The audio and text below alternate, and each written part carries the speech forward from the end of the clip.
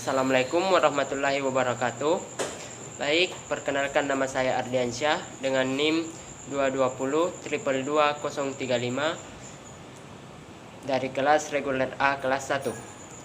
Pertama-tama, marilah kita panjatkan puji syukur kehadirat Allah Subhanahu wa taala yang telah memberikan kita kesehatan dan kesempatan pada saat ini. Tak lupa pula kita kirimkan salam dan salawat kepada Nabi junjungan kita, Nabi Muhammad SAW, karena beliaulah yang mengajak kita dari alam yang gelap menuju alam yang terang menerang seperti saat ini.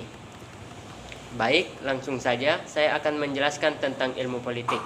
Seperti yang kita ketahui, tahun-tahun terakhir ini semakin banyak orang-orang menyadari bahwa politik merupakan hal yang melekat pada lingkungan hidup manusia. Politik hadir di mana-mana.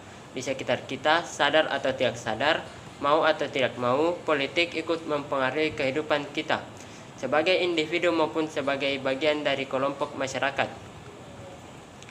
Hal itu berlangsung dari sejak kelahiran sampai kematian. Tidak peduli apakah kita ikut mempengaruhi proses politik atau tidak, karena politik mempengaruhi kehidupan semua orang. Maka Aristoteles mengatakan bahwa politik adalah master of science.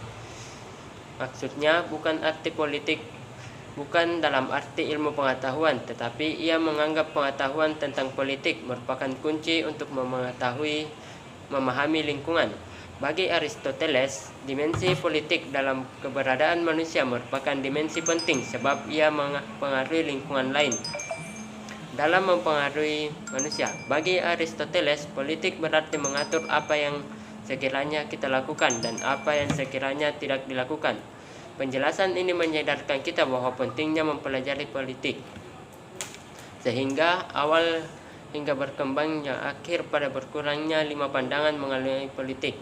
Pertama, politik adalah usaha yang ditempuh warga negara untuk membicarakan dan mewujudkan kebaikan bersama. Yang kedua, politik ialah segala sesuatu yang berkaitan dengan penyelenggaraan negara dan pemerintahan.